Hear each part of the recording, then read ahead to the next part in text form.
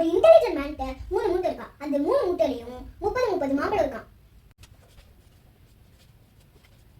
இந்த intelligent man 30 டோலை cross பண்ணி போகணும்.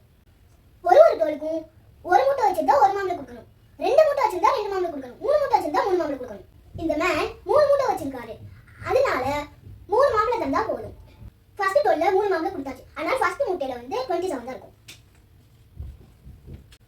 அடுத்த டோல்கேட்க்கு 3 கொடுத்தா 24 வரும்.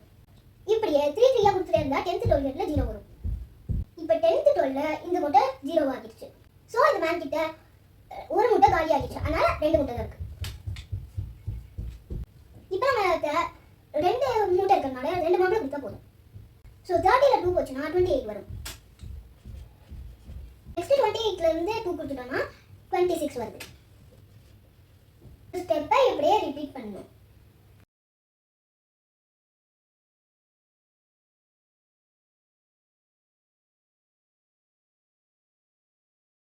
செகண்ட் முட்டை இப்போ நமக்கு காலி ஆகிடுச்சு. இப்போ நம்மகிட்ட ஒரே ஒரு முட்டை தான் இருக்கு.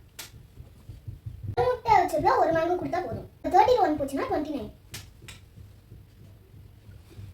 அப்படியே அடுத்து இருக்கிற டோலுக்கெல்லாம் 1 1 கொடுத்துட்டே போறோம்.